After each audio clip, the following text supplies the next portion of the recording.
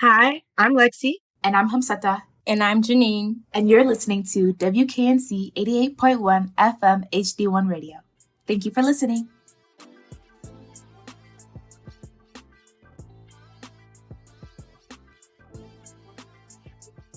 Hello, everyone. Hello. Today we're talking about traveling, and that's all I'm going to say. We'll just hop straight into it. As you know, we have our lovely co-host here, Jeanine. Jeanine, tell the audience where you're at. I am currently in Manchester, United Kingdom, in the abroad. UK? In the United Kingdom, baby.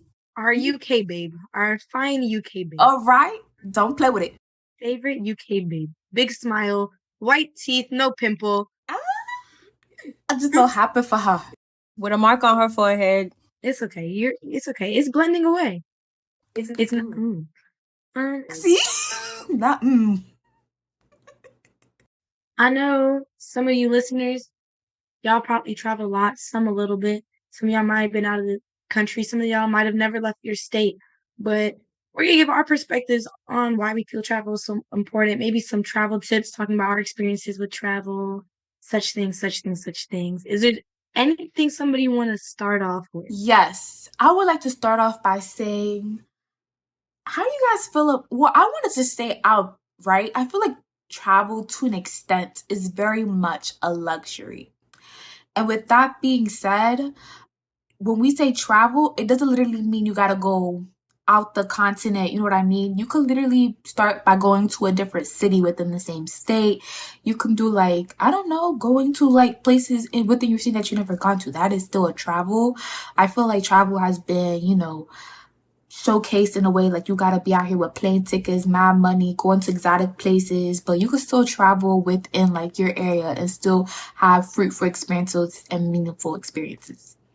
That was beautiful. Piggybacking off of that, yes, I agree. Travel is a luxury. I also think it's a necessity of life, though.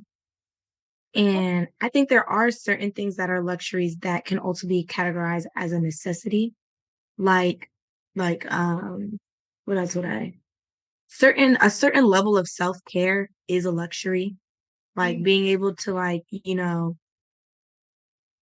what's it again? Like being able to take all the vitamins you feel is good for your body, like having a good vitamin mix, doing things like getting massages, having the luxury to have the time to give yourself a bath or take days off, and like things like that are luxuries, but to an extent, they're also a necessity. Like you need to prioritize self-care.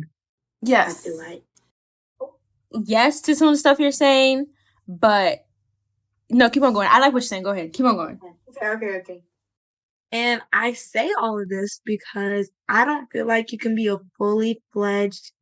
Let me not put it that way. That sounds crazy. I don't feel like you can truly, fully know yourself. Not that anybody can fully 100% know themselves, but I feel like to even get to a part of really knowing yourself, I feel like you can't achieve without putting yourselves in an environment that is completely different, or at least different from what you grew up in or what you're used to. Just because different environments evoke so many different things out of you. And speaking from my experience, I think sometimes it's as simple as changing school environments. Like obviously what school you go to, like what elementary school you go to in your county, like things like that can drastically change how you act, who your friends are, how your life goes, stuff like that.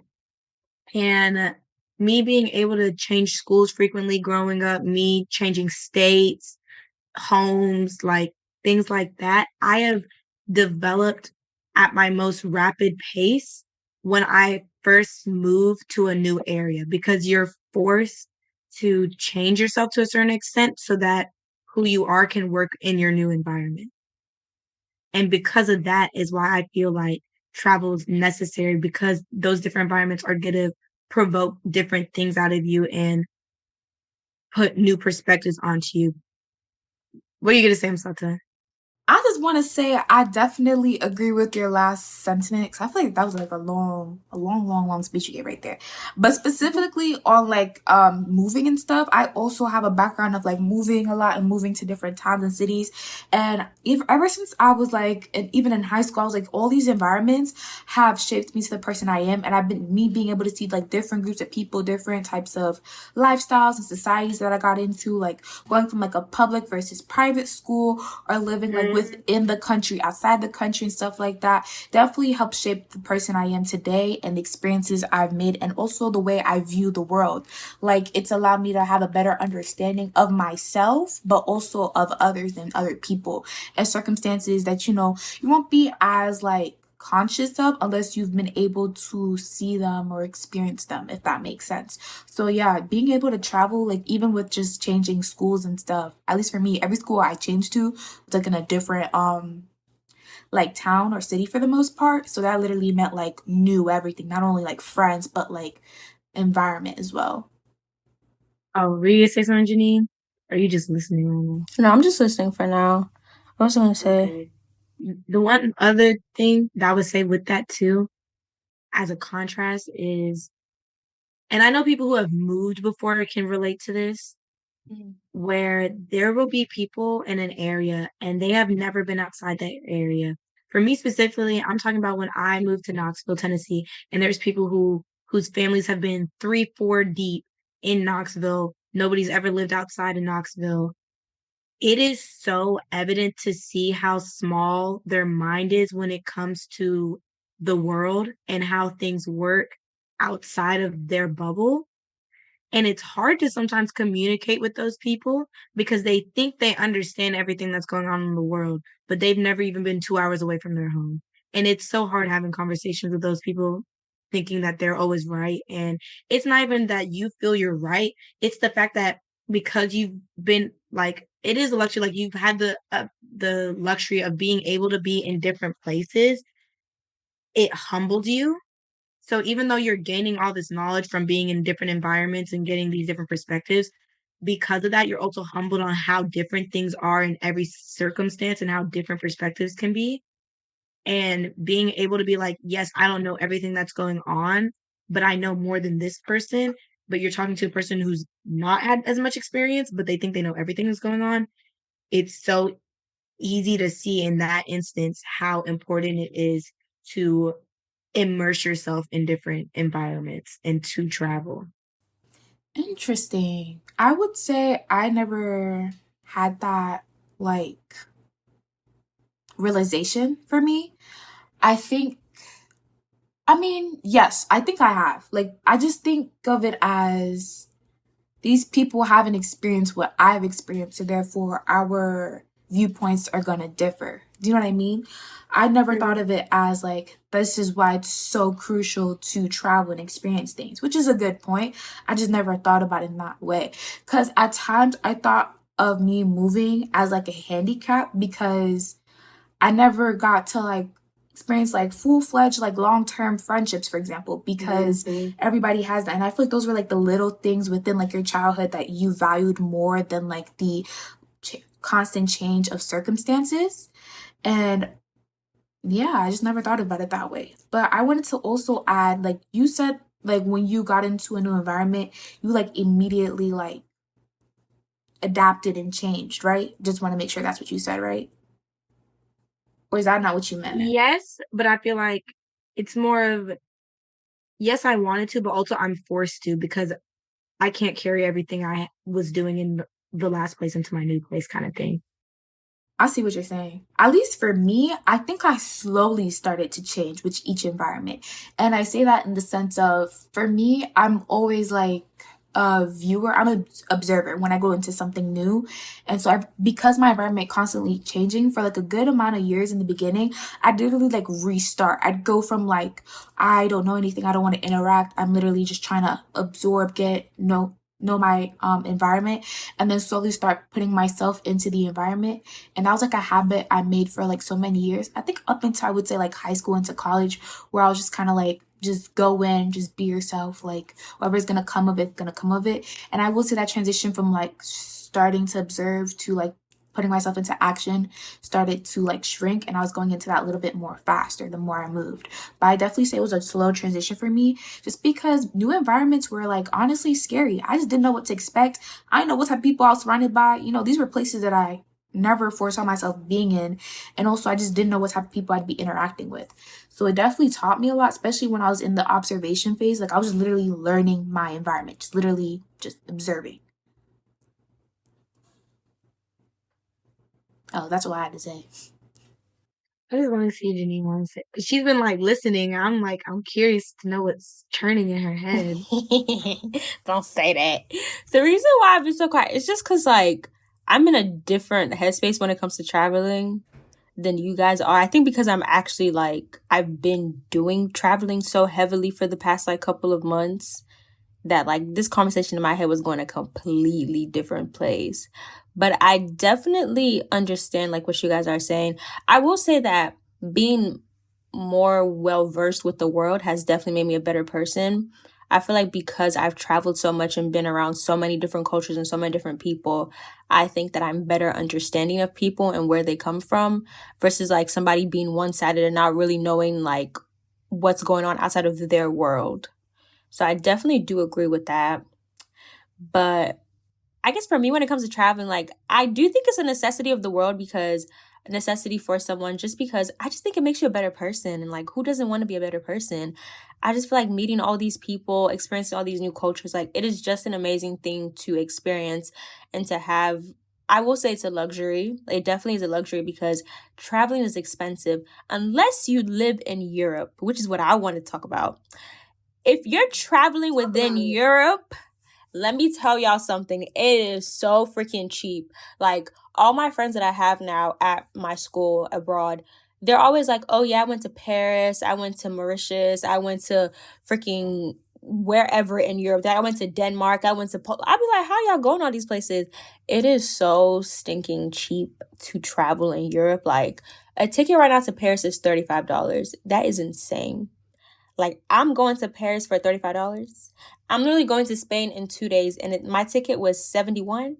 Like, that is insane. It is so cheap to travel in Europe. If you're studying abroad and you're in Europe and you want to travel, get on the train. Like, just go. You could take the Eurostar. You could take the plane. Like, $35. Right now, I'm pretty sure it's $26 to go to Denmark. So come on now. If you're in Europe and you want to travel, go ahead and experience. That sounds so beautiful. No, it is so good. Like my goal, I'm gonna go to Paris. I've been to Italy. I've been to Canada. I'm going to Spain in 2 days. I want to go to Paris before I leave, and then I'm also gonna go to Scotland before I go. Like, it's just so cheap. Like you have to travel. You have to experience these cultures. Like they're right there. A question I have is, what kind of sparked the like want to travel within you guys? Like, what made you be like, yeah, I definitely like, I want to travel. I need to travel. Like, what sparked that within y'all? I think this is a great question because it mixes into another big point, and I think this point applies to us more of why we see travel as an important thing. We are a group of immigrants and children of immigrants. And I think that also plays into the role of why I think it's a necessity, because to a certain level for me, it is. I can't see my family without traveling out of the country. Really? Like, that's the only way I'm going to see, you know what I mean? Yeah. And I understand that that's not how it is for everybody, especially a lot of people like in America, like a lot of them, their families here. I feel like once you get outside the America, people see travel more as a regular thing and see it more as less of a luxury and more of like a common thing to do within their life. And even though it's expensive, it's kind of built into your life, just like how you build into your budget, like food and stuff, that it's kind of built into your budget that I'm going to be traveling at some point. Because like my dad, his family is not like they were rich or anything, but all of him and his siblings all got to travel. They never got to travel all together at once because that's a lot, because he's one of five, but all of them got to travel at some point. And like same with my mom. Like my mom grew up traveling. My mom's been to a lot of different countries. Like that's normal for them. And then they kind of implemented that into me, that travel to an extent is normal. Experiencing different things is normal. So I feel like the inspiration, I don't know, I've always been somebody who has traveled, not like I've been to a billion and one places. Like I haven't been to as many places as Jeanine, but I've been to enough places to where like don't do that. Don't do that.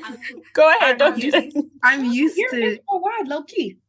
right. Like I'm used to traveling, but also because I'm somebody who is so big and I see as one of the fundamental purposes of having this physical experience on earth is to experience people and to experience things. I feel like how are you going to do that without travel?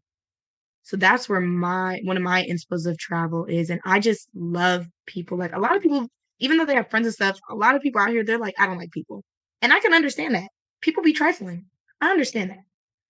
Me, I love individuals. I don't like society as a whole. I think it's trash. I think it's nasty. When it comes to the world, to be quite realistic, I'm kind of a pessimist. I don't think we're going to get much better. That being said, I'm still going to try my hardest to make whoever experiences me have a better life. And because of that, I want to experience other people too. And I love hearing people's personal stories. I love seeing how different somebody's experience can be, but we can still come to the same emotions and stuff like that. And I think that's beautiful. And then also to an older point that one of y'all made with both y'all might have made it how like it gives more perspective and you feel more worldly and like more aware of what's going on. Yeah. I feel like from my personal experience, even when I was in Tennessee around a lot of people who like they've just been there their whole lives, I attracted a lot of immigrants and children of immigrants into my friend group and like my main friends, the main people I hung out with and like multicultural people in general. And I think it's because even though me and that other person haven't traveled to the same countries, just the fact that we have both traveled and being able to experience different cultures gives us a similar mindset. Like I feel like travel, it doesn't have to be the same place. There's still certain mindsets that you gain from just traveling in general that connects us as people, whether we experience the same cultures or not. I could tell you're very passionate. I think something just brought up into my mind from your last point is that not I think, I know. Is that I also feel like it's just the commonality of somebody experiencing something that you experience, like not with even the spectrum of travel, but just like similarity when you want to attract people who have similarities within you. So just knowing that somebody like you guys both having immigrant backgrounds and being able to experience your home countries and stuff, that alone is like, something that brought you guys together. And just because we're talking about the context of travel, that makes sense. But I was just saying, like, even just the similarities you guys have in general, brought you guys together. I want to point that out. But two, a question. That's a great point. Oh, thank you. And then two, a question that I came up with your perspective is, why do we think the U.S. doesn't prioritize like traveling? Why is it that like a lot of outside countries, like travel is just like a thing that's normalized versus in the U.S. it's kind of just seemed like it's not like an everyday thing. You know what I mean? I mean, I get like. Sorry. Oh, go ahead. No. Jeanine still got to answer the first question. Oh, I thought we were doing like a. Oh, I'm sorry. I'm sorry. What's the first question? Go ahead. Answer the first question. Microwave. Wait, what? Never mind. Keep going. Just go. Oh, I heard microwave. I said what? No, I heard microwave. Really? I said go ahead and answer the first question. Mine can wait. Oh, sorry. I heard sorry.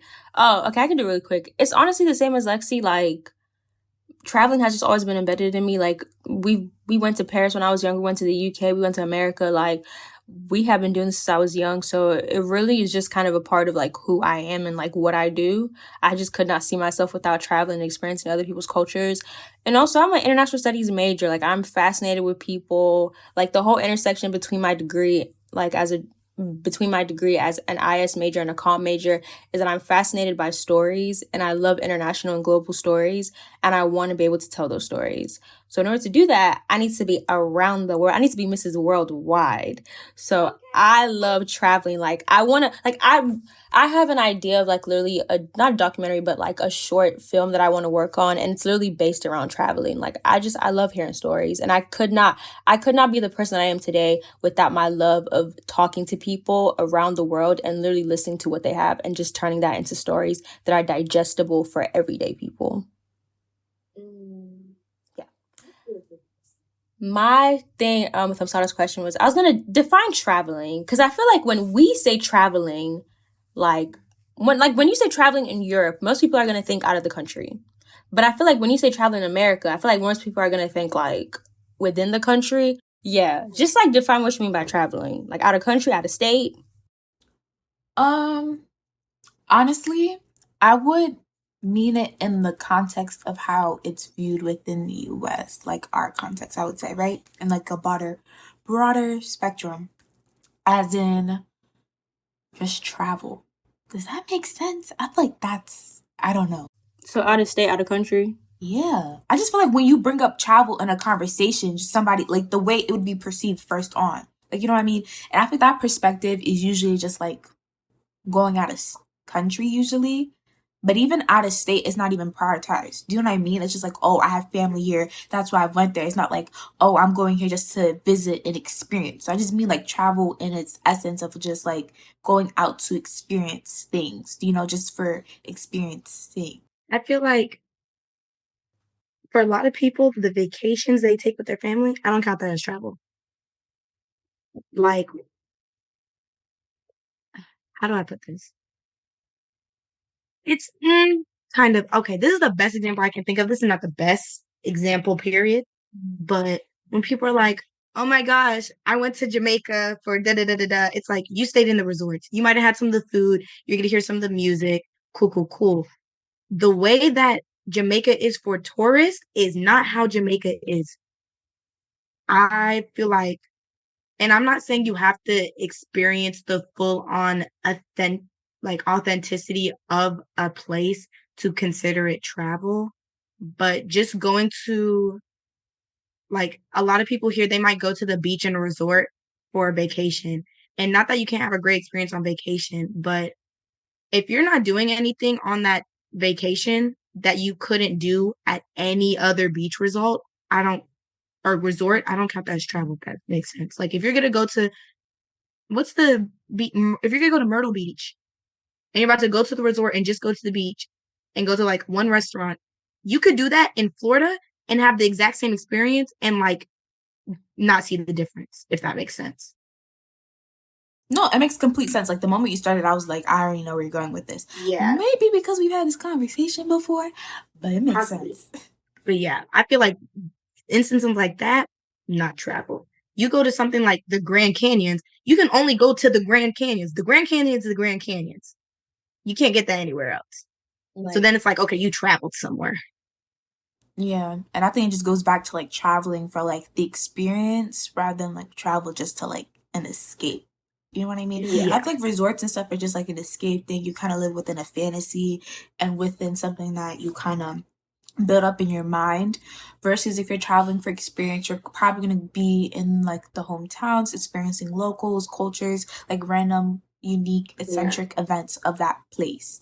Like you're actually ingesting something when you travel versus just like having things happen. Mm-hmm. Because that also helps you build knowledge and experience of like that place's culture, diverse groups of people and stuff like that. That like actually adds to your your database, rather than like, I've been here. Oh, what did you do there? Oh, I just relaxed, chilled. Like that's not really adding to you or your experiences. It helps you relax and enjoy yourself, but it's not really, Does that answer your question? It was Jeanine's question, right? No, it was yours. Oh, it was my question? Yeah, you was asking us like you asked me like what did I mean by travel from the question I asked. So we were out here explaining what we meant by travel. No, I thought we went back to Hamsata. I was just like, okay, cool. This is cool. Like Lexi was just helping me build up that point, because she understood what I meant, but like you low-key still look confused, and then we were just like building. Oh no, I'm not confused. I'm just looking at y'all. Like I'm not gonna lie, I was thinking about something else. I'm not even gonna cap. I was thinking about something else. Nah, you good. You know we all done out. As long as you because as long as your question got answered, you know what I mean? Yeah. Okay. Now you ready to answer the question? Oh, why do we think the U.S. doesn't prioritize traveling? Also, side note, I never answered the first question I asked. I don't know if I'm supposed to do that or not. Do you want? I mean, you can. You can. Honestly, do it right now because I don't have an answer to your question. I got an answer to your question, but I'm gonna remember it because I have a lot to. Okay. What was the question I asked before this? Oh my God, you're done. I don't even remember. Traveling. What inspires you to want to travel? Oh, what inspired? Truthfully, it's like a mix of things. Like one, I always thought when I was younger, I would always travel to one Mecca because my mom always talked about Islam and how that's like every Muslim's dream. Like you have to go there and stuff. So that was like one place I was like, I have to travel to, you know, that was like a religious thing. Two, I always wanted to travel just to like visit family because in the US, like you said, I have to like leave the country to be able to like see and experience my family. So that was super important. Although I did have like family here, it was like they're out of state, one, and even the family we had within the community, we weren't like direct blood relatives. We were more so like from the same country, we same like a similar culture, something like that. But it wasn't like this is my cousin. You know what I mean? Like I do have cousins, but like again, they're out of state, and that's like the only kind of outside family. But like my, you know, the rest of them, I just really wanted to experience that. Especially because people be like, oh yeah, my grandma did me this. Like I'm like, damn, I can't experience my grandma because she's outside the country. Like people have beautiful stories about them and their family, and I just really wanted to experience that for me and myself, you know. But then also I feel like talking to like Lexi about travel, she helps me broaden like my understanding of like travel just to travel to experience. So like that was like the third mix of just like that also made me feel like wow, like travel is much more than just like connecting and going. And I did realize that, but I didn't really, I guess, understand its essence and its importance until like we had those conversations. I was like, yeah, like travel is just so important. Like I realized it, but you know, until you like have a conversation about something or you have a time to really like think about it, you're like, whoa, like I definitely had like interest in traveling just to experience things, but it was never like a, yeah, I need to, or it's really important. It was just like more of a want, and I just wanted to experience these things just because it was something of my interest and I enjoyed doing it, if that made sense. Yeah. That's my response. You have an answer for her other question yet, or you want me to go, Jeanine? Oh, you can go. Okay. There's a few reasons. Okay. I think they all mesh together. Okay, we ready? I wish we had a hot take segment. This would be a hot takes. Okay. Yes. Because I have a feeling. It's because the U.S. is self-centered, and it begins with the world map. The United States is not that big. If you get a geographic accurate map, the way they make North America huge compared to how big it actually is in comparison to other countries, like they make Africa look so small on a world map compared to the actual size of it. Same with like parts of Asia and stuff like that. Like an actual map in comparison to, and that plays into a lot of things. That plays into a lot of education system things. It plays into a lot of the overhype on the American pride. We're gonna push that to the side. That's just a little thing that began me mad. And also because America is seen as this world melting pot, I think people feel like they can authentically experience cultures while staying in America. Because it's like, is that a yes, or is that no? I was gonna be like, Chinatown in your local neighborhood is not actually China, but let's keep it pushing. Yeah, no, literally, that's real. Also, why is there a Chinatown like every city? No, it's because like every major city got a little Chinatown for sure. It's because all the immigrants, we like to be in one place and we like to make our own thing, but still, just because you went to Chinatown and you tried whatever you tried, does not mean you was in China. You experienced Chinese culture, but moving on. Wait, people actually think that? Yes. Oh, I didn't know that. Yes. Exactly. But it's like, yes, you can. Things like that is really good for people who don't have the luxury to get out of the country because you're going to experience the culture to a certain extent. Like, okay, cool, you can hear the language, you can see some of the food, you can da-da-da-da. It's not going to be the same as actually traveling to that country or area or region, blase, blase, blase. Also, because, like Jeanine said, traveling in Europe is cheap. Part of that is because the countries are right next to each other. They're literally drivable distance from each other. You can take a long drive and experience a completely different culture. You don't have that with the United States. You can do that if you're more like closer to Mexico or closer to Canada. Those are the only places you're going to be able to drive and experience like a completely different,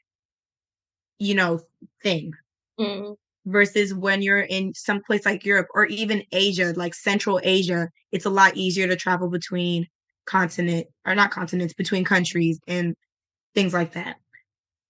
And then also just being raised with a lot of people come to America to settle down and be done. So I think maybe like let's go a few generations back where like there was more immigrants still coming in, especially like white immigrants still coming in. When they're coming in, they're coming to America to be like, this is where the rest of my family lineage is going to die. And then that gets passed down to the sense of like, they're like, we came to America to stay. We came to America to stay. So that thought process of even traveling doesn't cross their minds. And that's not just with like the white Americans, that's with other Americans too. Like I had a friend, he goes to one of the colleges out here. And before, like he told me before Out he met here. me. Huh? Where's out here? In North Carolina? Yeah, like he goes to like one of the colleges like near NC State. Okay, I just didn't know what right here meant. Like No, I you're didn't good, know you're if we good. still meant like the US right here. I'm like, that's too broad. But like we were having conversation and he was like, before I talked to you, I never even thought that me traveling outside the country was a possibility. And it wasn't because he felt he was restricted and couldn't make it. It's just the idea literally never even crossed his mind. Like there's so many people in America where the idea of traveling out of the country has never even crossed their minds for them to think about it or not, which is a crazy thing to think about. Like me, I didn't realize people didn't have passports until like my high school, like till I got to high school. I thought everybody had a passport just because all my life I've had a passport. All my life, my whole family's had a passport. But that also comes with, having international family and stuff like that. But those are some of the points I feel like it's not pushed of travel, travel, travel. And then also because we live in a hustle culture, people feel like they don't have the time to travel. And the way that travel is presented, like you said, like this very luxurious, high end, da da da da da. There is ways to travel for cheap. There's a lot of people who will take their family trips like within the US to go somewhere and they could realistically use that same amount of money and travel out the country. They just don't really think about the logistics of it. I said, I mean, it's hard to travel for cheap. I'm not gonna lie, like you're gonna have to do some extra work to travel to cheap. Yes, but people also amp it up because there's a lot of countries you can go to where things are a lot cheaper once you get there. It's like, yes, the plane tickets are expensive, but then you're going to make that money back by only having to pay $5 for a meal versus $45. But the thing is that, no, I get what you're saying, but I feel like also like with the places that you're going to, either they're not as common, which is why it's so like cheap for tourists to come, or they're not as nice of places and people don't want to go there. I feel like when people think of travel, like Hamsata was saying, like they want that luxurious, like they want to feel like they're in the best place ever. Who wants to go traveling and then wants to be in the local indigenous? Do you see what I'm saying? Like, who want to be in a hostel? Like, let's be so, like, they would not want to be in a hostel. Like, I feel like most people don't want to be in a hostel. But, I mean, That's true. But there's still some countries like Greece. You can find, like, if you go on Airbnb and you look how cheap it is to stay in Greece, it's cheaper to stay in Greece than it is to get an Airbnb in the US. And the food there's cheaper. Greece. Yeah, but it's like, that's what I'm saying. Depending on how long you're staying, you make that money back by the fact that the place is cheaper and the food's cheaper and the experiences are cheaper. Which is true. And obviously that's not with every circumstance, but like personally me, I would rather take one big trip out the country than take 2 or 3 trips within the US for the most part.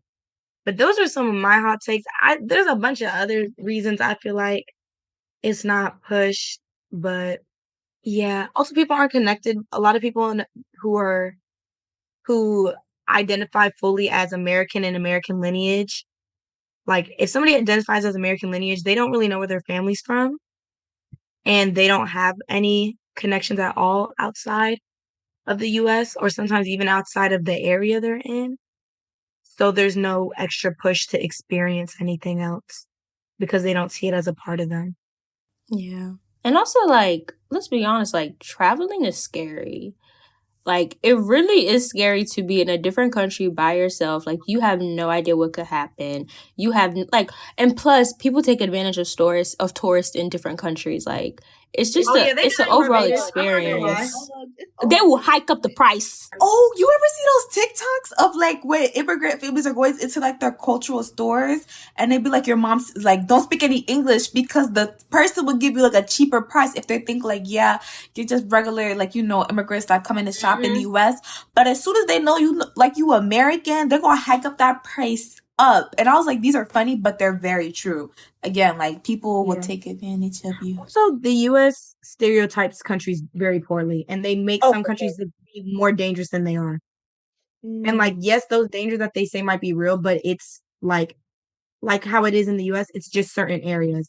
And what Americans also don't realize a lot of times is how nasty America seems to the outside country. Like, yes, a lot of people want to come here.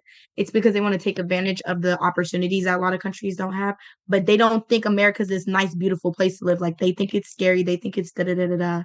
Like, my mom's friends in Canada even think it's crazy sometimes that my mom's still in the US. Just because if you just hear about all this stuff on the news and you don't know anything and you've never been in America, America sounds nasty. It sounds horrid. It sounds like everyone's being shot constantly.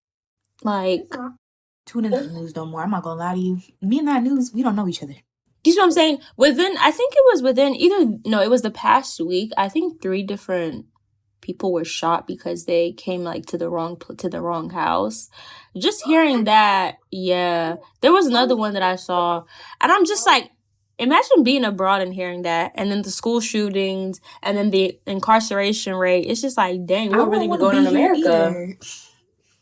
And people don't just have that perspective of like, yeah, you see how bad your country's doing stuff, but like, cool, you might still enjoy America and stuff like that. You can do that with other countries. Like, there's a lot of stigmas on other countries that I've been able to break just because I'll actually sit down and have a conversation with people who have been there, or who like live in those regions or live in that country. And then my fears are settled. Like, I'll be like, oh, okay, I'm ready to go. But see, that's because we're like very open-minded people. I feel like because it's been in our culture or just in our way of lives to travel, I feel like we have more of an open perspective to it. And we're more let's be so honest, y'all. Not even to toot our own horn, but we are way more accepting of people. And it literally, I feel like it has to do with the fact that we've been all over the world. So if we talk to someone who was in a different country and they're saying this and they're saying that, like, we're gonna be like, oh, okay, we know. Like, we're the ones that go on YouTube and watch the travel vlogs. Let's be so full right now. I feel like most people, they do not do that. I feel like they probably don't care to do that. And I know this because I've spoken to enough people at this point, not to like generalize and say that's how everyone is, but I feel like a lot of people are closed-minded about what is outside of America. And I just feel like they don't want to explore that. Like, if you hear, my prime example is people traveling to the continent of Africa. Don't get mad at me now. This is a hot take. I understand that you want to experience your culture. And this is mostly for African Americans. I understand that you want to connect back to your roots. I understand that you want to do all these different things. But I hate when I go online and I see multiple videos from African Americans talking about, when I went to Africa, it was not what I expected. It's not that clean. It's not this. It's not that. People have a fetishization with traveling to Africa, and it needs to be, like, you get rid of that. Your expectations of what you have in your country, and think that when you come to another country, you're going to have a similar experience where it comes to sanitization, or what you see online and thinking that's going to be your experience, honey, you are fooling yourself. Don't ever look at what you see online and be like, that's exactly how mine is going to be. No. No. Go do your research. Go look into things. Especially as a Black traveler, don't ever go to a foreign country and just look up, oh, traveling to this country. You need to add traveling as a Black woman, traveling as a Black man, because your experience as a Black person will be completely different than other people. Especially as a Black woman too, like being more like, because there are some countries, there's some European and like European little, what country am I thinking of? Like Turkey. I've heard Turkey's amazing for Black women to travel to. I've heard Solo travelers? Huh? Solo travelers? Like solo Black women? Yeah, like even like solo or just like pairs, like Black women being like, I was getting constant free stuff. People were constantly giving me things. I didn't have to pay for this. I didn't have to pay for that, because part of it is because like fetishization of Black women. But like when it comes to travel, that's good for you. That's good for you in the sense of like things go smoother for you, like because people see you as this like beautiful object, which like, okay, objectification, no. You're getting free stuff, you're getting treated nice, you're getting, you know what I mean? Same with like, I've heard mixed things about this, but generally I've heard like Spanish men and Italian men like Black women. Oh, yes. I would know. Yeah. They love them some Black women. Yeah, so like things like that. But obviously that's specific to Black women, not necessarily. I don't know how it is for Black men, because I only hear these things for Black women. You know what I mean? So like it is specific to put in your intersectionalities of what you identify as and what you present as when you're trying to look for things to travel, and also doing that research and being accepting of the research, because I can't remember what country is it. I don't know. I can't remember, but there's some country where like you're not supposed to eat the ice because it's very likely for somebody who has like an American digestive tract for you to get sick. And you're supposed to take all your drinks with no ice. It's some tropical place. It's not in the Caribbean though.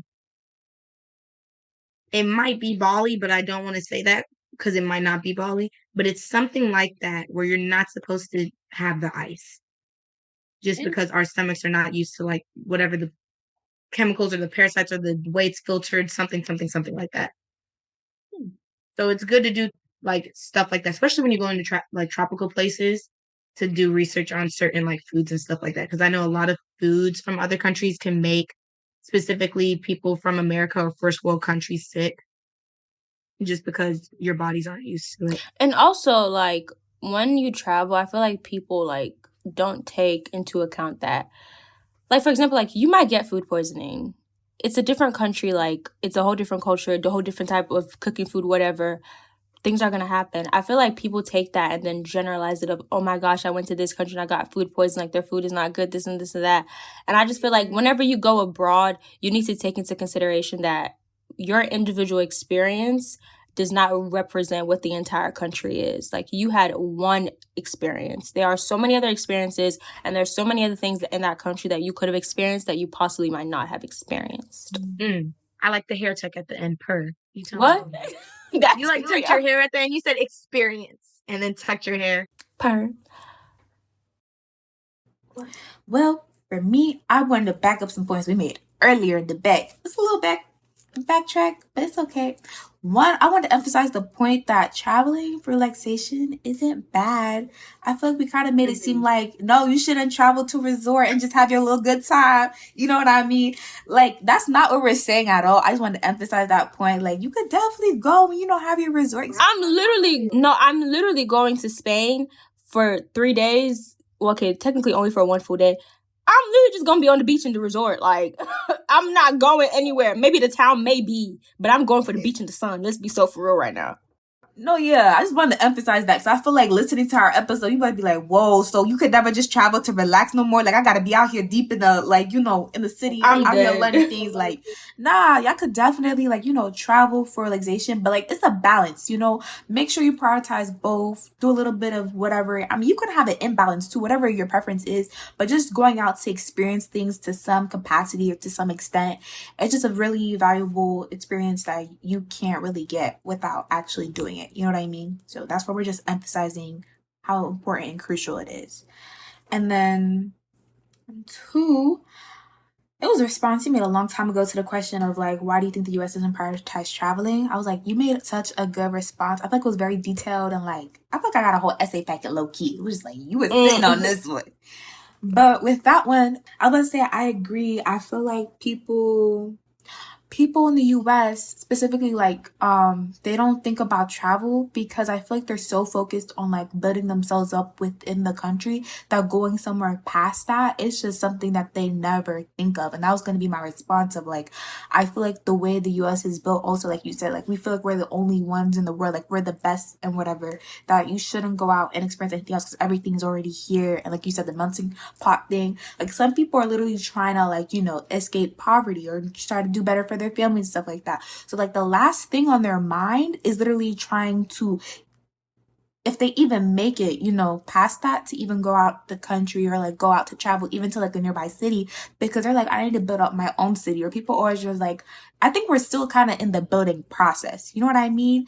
And so because of that, people don't really see it as like I need to go out and experience other things. I need to stay here and just like build my home and try to like, you know, finish it up, which kind of limits what you can experience and like what they think they can do with traveling wise. That was my response to the question, looping it into like a point you emphasized. But yeah. Sorry, I just remember my point, what I was dozing off about. Because we were talking about in my class, like, I'll give you a prime example to explain it. So I think was it Brazil when they had the World Cup? Was it Brazil? Rio de Janeiro? Huh? You talking about the most recent one? Most recent? No, it wasn't the most recent one. I think Brazil. Rio de Janeiro is in Brazil, right? I'm not the one to answer that question. The way we all talk about being well traveled, no, it is in Brazil. So like when the Mrs. Worldwide. Go. So when people came to Brazil, for the World Cup, like to kind of experience the culture, I know I told you the World Cup. What ended up happening was that like within those tourism countries, because within Brazil, because the government knew that people were going to come and they were going to make mad money off of this one activity, they actually secluded and cut off like neighborhoods within Brazil that were like that they wanted the World Cup to take place at, and it actually caused poverty rates within those communities to increase, and then it also caused people to be misplaced because they literally were pushing them out of housing, and it kind of just made me think that like sometimes like when you travel to countries, like we had a discussion in my class talking about like how like you kind of are contributing to, I guess like. I don't know how to explain it. Like I know exactly what you're talking about. Do you know what I'm saying? Fantastic point. Like I don't know how to explain it. That's how I feel with Barbados. Like I haven't had the opportunity yet to live there because that's where my family's from. I haven't had the opportunity to live there, but I have visited there more times than I can count. And I can see even the difference in the beaches just because of tourism, of it making the beaches dirty, of there being more resorts and stuff along the beaches, less private beaches, things like that. And sometimes when tourism is one of the main, not monetary, but like economic driving forces, I guess, for a country, because it's one of the main things putting money into the country, it sometimes means that they decide it's worth destroying or breaking down other aspects of their country, like certain communities, or like having to give up certain things that are fundamental to who they are as people or who they are as a community, just for the fact of like these countries need money. So they're like, I'm going to play what's going to be best for my hand, which is tourism. Yeah, like a prime example. I feel like we all know this. Like everybody wants to go to Hawaii. Like yeah, that's the one I was gonna bring up. Yeah, I was gonna bring up that one, but go ahead. No, yeah, that's the one I was thinking about. Lexi was talking. Like with like Hawaii, like a lot of residents have like stopped and like have literally pleaded with people to stop visiting Hawaii because like the tourism is just so negative for the local community, and it's literally not sustainable. Because if you think about how many people visit these tourist-heavy countries, how much money they make, how much trash you leave behind. Yeah. Like, come on now. The beaches ain't crystal clear no more because too many of y'all is going. Not saying that you shouldn't travel, But I just feel like be aware of where you're going and be aware of your environmental impact on that country. Yeah. And be aware there's other places too. Like there's like definitely hot spots. And I feel like, especially when it comes for islands, it sucks because there's only so much money you can make within your own community just because you're not going to be able to have a certain number of people just because of you don't have space. Like you're an island, you don't have space. And tourism for a lot of islands is a big contributing factor, but also because it's so small, the impacts that it makes, even though it's like, oh, we're just going to put up 3 more resorts, that makes such a big difference if you're looking at percentages of the island. You know what I mean? It's also like with people picking where they go, but I think that's why it's more important for people to take like true traveling into consideration and like how you said, not glamorize everything, because a lot of times that's what hurts these places is because they have to keep up with this glamorized facade and then it breaks down the actual local environments. And to add to that point, the video I watched, it was on YouTube Shorts specifically, which is like a hard platform to save videos on because I don't think they have a save option. But it was so informational because this lady was talking about, I think her spouse is a native, like Hawaiian, right? And she was talking about like how like tourism and stuff really ruins it because like the local shops can't even open for full hours because they have to leave that area because they were kind of like being taken out because of like all the tourist attractions they were building. And so the travel distance from like there to like their stores is far, so they can't open for as long and stuff. And then tourists are starting to get mad because they're like, oh, I want to go here to get like my little items or whatever, but the store's closed or it's like less hours and it's not like available when they want it and stuff like that. So let's just say like, yeah, it's also helping their economy, but also like the people that actually help build those attractions outside of like the actual staying in resorts are also getting displaced and kind of ruins that aspect of it as well. Also, as one fear, this is one negative I would say I have about traveling. Oh, okay. Negatives. And it's a fear I have that it'll completely erase certain cultures. Oh yeah, for sure. And traditions and stuff like that because there's so much travel. It's nice to intermingle things. It's nice to be able to take things into your own communities and stuff like that, but then you lose some of that distinctiveness between cultures. And I think like cultures are such a sacred thing too, and they're so beautiful. And even though it's nice to blend things together, you blend too much and you have mush. You know what I mean? Not to say that cultures are going to turn into mush, but you won't have certain distinctive things. You're going to lose a lot of traditions and like a certain level of authenticity and like history too. That's just going to be forever lost. And eventually it'll get to a point where people completely can't experience certain cultures at all because they're either too heavily blended or they're just gone because of the excessive travel or excessive tourists or like excessive moving. But again, on that same end, I personally, if I were to recommend something to people, it would be to live out of your country for at least anywhere minimum 9 months to a year and a half. Not a year and a half being max, but like that whole section being that's like the minimum range. Yeah. But if you do that, it's to immerse yourself, not to change what's going on around you. But I don't know. I just feel like I've just heard little things here and there over the years of like, I could just see the direction of like cultures just being like erased because we're all so connected. Because travel, from a basic standpoint, not money and like being able to pay, but from a basic standpoint, is easier than it used to be. Like you can catch a train, you can catch a boat, you can drive, versus before there was a lot more going into traveling. So everybody was more distinctive on what was going on in their parts and their communities. No, I definitely agree. Like the first thing that came to mind was like Chinese food. I feel like if you ask like most people like what is like authentic Chinese food, I feel like people can't really like tell you much. I feel like there's like, especially like within America, there's like Chinese food has become so Americanized. Like it's so hard now. Not so hard because you can go find it. it's just not common. That's what it is. I feel like Chinese food is not what we actually think Chinese food is. The authentic version isn't as popularized. Yeah, it's the Americanized one. Like, you want to go to Panda Express, even though that's not Chinese. But that's no shade to the people who go to Panda Express.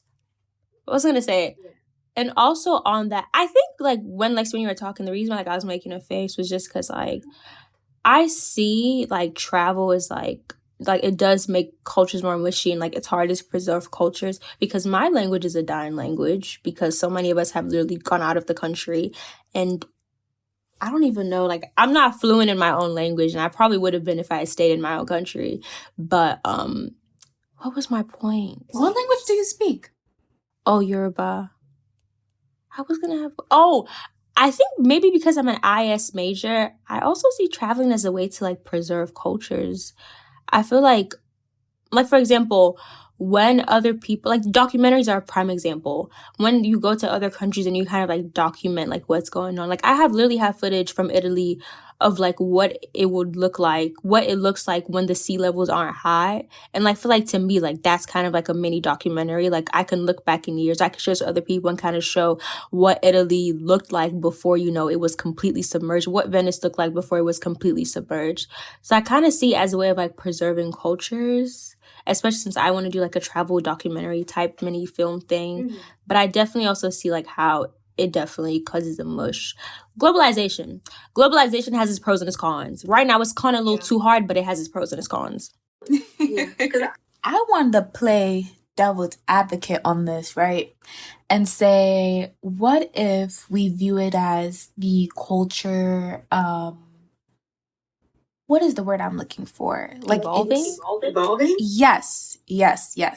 So like if you think about it, any culture, it's evolved throughout the years, and some people relate to like the most recent version as the most authentic version, but really if we want to dig back and back and back, it probably really isn't. And I do understand there is an extent where it's like, okay, the culture is completely erased and it being evolved and developed into a new way. So I was just saying that to say, like, what do we think about it being able to develop with like new innovations and it becoming like a fusion of a new culture demographic and a new way to experience a culture than in the past? Actually, no, you go. Okay, my answer's short. I'm gonna be frank.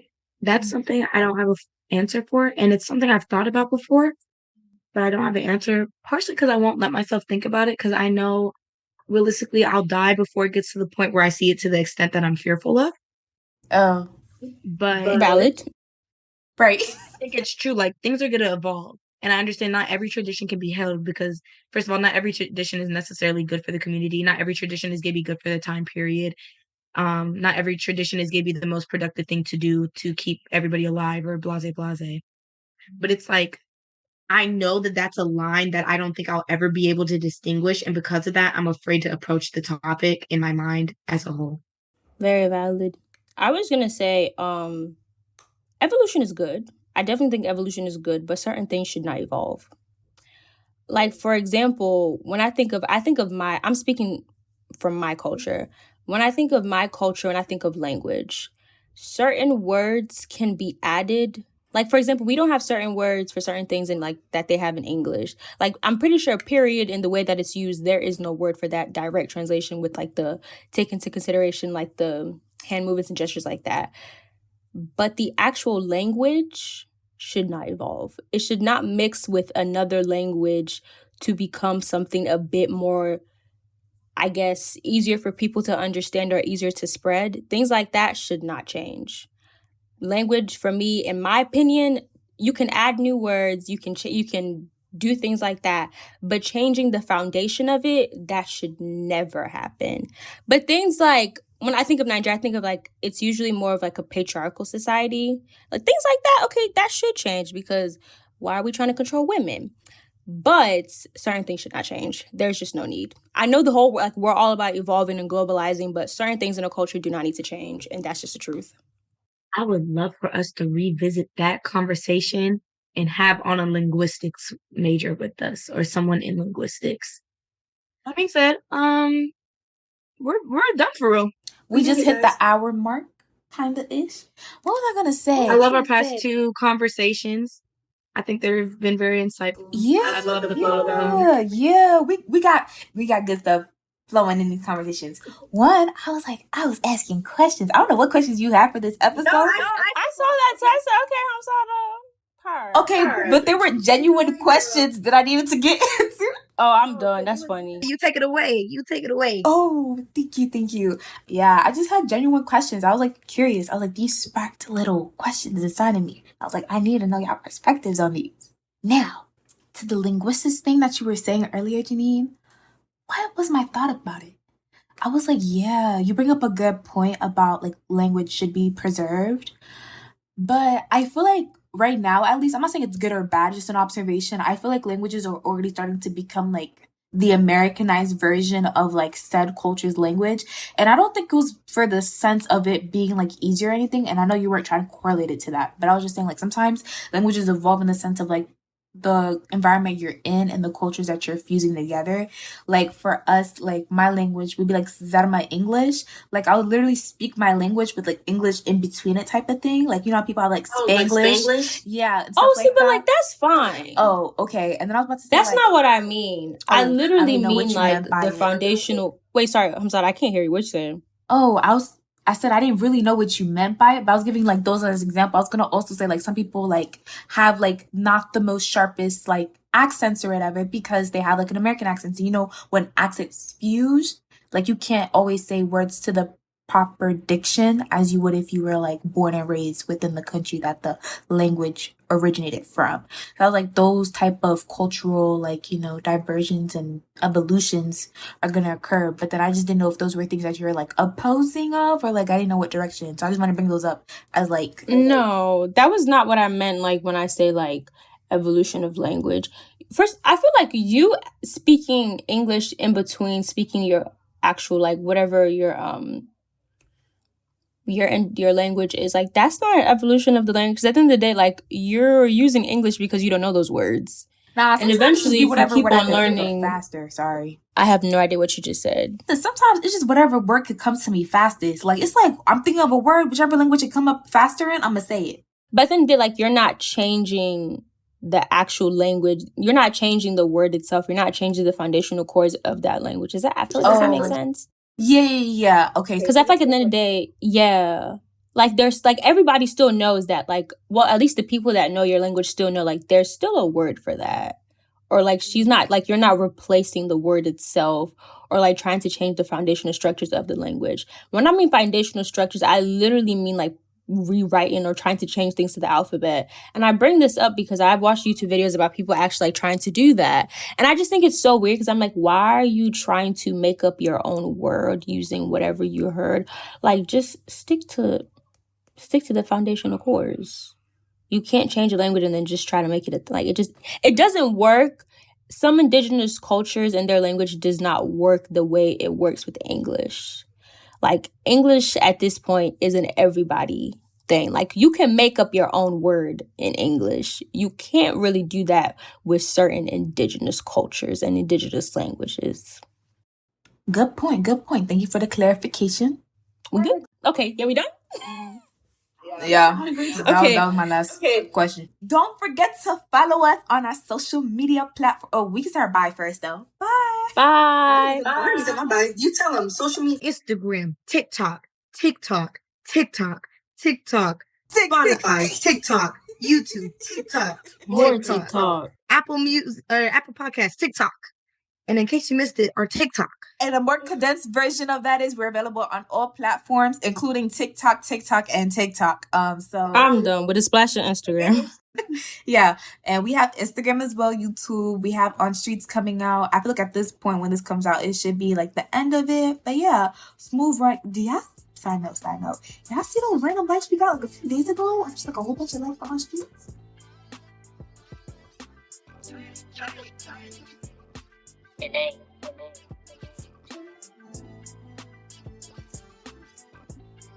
My mic was hella fire. We might have to redo that. Do you want to redo it? Perhaps for volume purposes, but you could always adjust it, right? Y'all. Yeah, but as long as you don't sound like far away? Nah, it was just far, but like it wasn't. I shouldn't sound too far. Okay. Y'all, What? it's because she not looking. She's so focused on her makeup looking perfect. She don't see this. I'm in shock. What is on my face at this point? Like, For those listening, Jeanine and Hamsata are actually doing their makeup on Zoom right now. Oh wow, we're telling them these things. wow, you just gonna expose us like that? Let them know. You might as well take a screenshot and put it on the OnBlack Instagram at this point. No. With the mark on my face, let's be so for real. Okay, no, y'all, for real, let's go.